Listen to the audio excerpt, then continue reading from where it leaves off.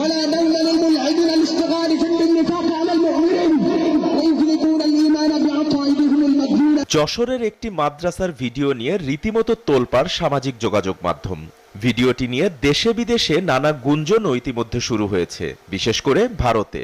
ভিডিওটিতে দেখা গেছে মুখ ঢাকা একজন আরবি ভাষায় বক্তব্য দিচ্ছেন। তার পাশে দুইজন কালো কাপড়ে মুখ ঢেকে আইএস নামে একটি জঙ্গি সংগঠনের পোশাক পরিধান করে অস্ত্র হাতে দাঁড়িয়ে রয়েছেন। আরবিতে বক্তব্য দেওয়া 5 মিনিট 50 সেকেন্ডের এই ভিডিও বুধবার রাতে সামাজিক যোগাযোগ মাধ্যমে ছড়িয়ে পড়ে, যা রীতিমতো ভাইরাল হয়েছে।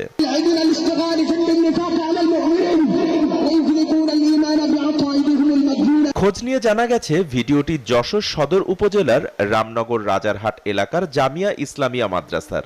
গত 17 ও 18 ডিসেম্বর মাদ্রাসাটিতে বার্ষিক অনুষ্ঠানে শিক্ষার্থীদের অংশগ্রহণে নাটকটি মঞ্চায়ন হয়। সে অনুষ্ঠানে যেমন খুশি তেমন সাজো এই পর্বে ফিলিস্তিনের মুক্তিকামী মানুষের প্রতীক হিসেবে মাদ্রাসার ছাত্ররা এমন সাজে অংশগ্রহণ করে। মাদ্রাসার প্রতিষ্ঠাতা মুহতামিম মুফতি লুৎফুর রহমান ফারুকী জানিয়েছেন, সদর উপজেলায় অনেক সুনামের সঙ্গে মাদ্রাসাটিতে পড়াশোনা হয়। মক্তব, হেফজ, কিতাব ও নাজিরা বিভাগ সহ 4টি বিভাগে 450 শিক্ষার্থী পড়াশোনা করেন। তিনি বলেন, কিতাব বিভাগের 3 শিক্ষার্থী নাটকটি মঞ্চায়ন করে। ওদের মধ্যে একজন ফিলিস্তিন নেতা সেজে আরবিতে বক্তব্য দেয়। পাশের দুজন প্লাস্টিকের বানানো অস্ত্র দিয়ে পাশে দাঁড়ায়। এটা শুধু অভিনয় মাত্র।